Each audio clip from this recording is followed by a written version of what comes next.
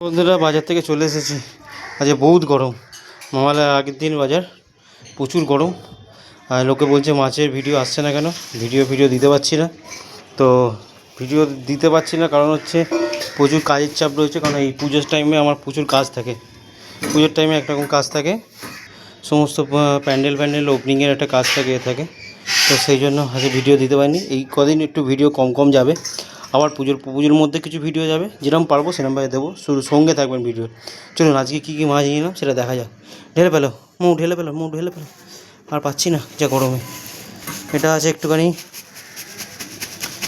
খোলো packet, double packet করে নিয়ে এসেছে। যে বাজারে ব্যাগ নিয়ে যায়নি বলে ডবল প্যাকেট বলছে দাদা প্যাকেট আনুনি। হ্যাঁ না রে বাবা, আজকে যেভাবে এসছি। এইটা দেখো, এটা আছে তোমার কাচকি।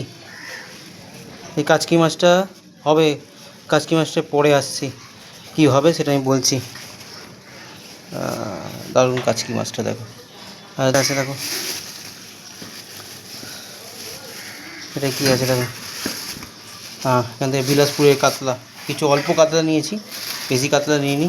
বিলাসপুরের 9 কেজি ওজন কাতলাটা ছিল, যেটা দেখালাম আপনাদের, সেই ভিডিও দেখেছেন আপনারা।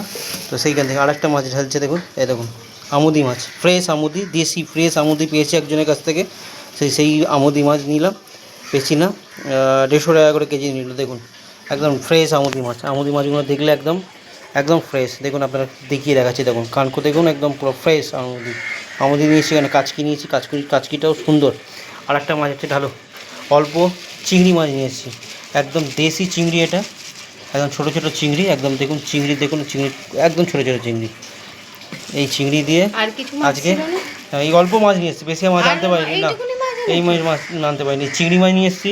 কারণ কালকে অফিস থেকে ফেরার সময় নিয়ে এসেছিলাম হচ্ছে ডুমুর, সেই ডুমুর দিয়ে চিংড়ি দিয়ে হবে। বেশি আনিনি চিংড়ি, 100 গ্রাম চিংড়ি নিয়ে এসেছি, আপনারা দেখেছেন, এই ভিডিও দেখা হয়ে গেছে।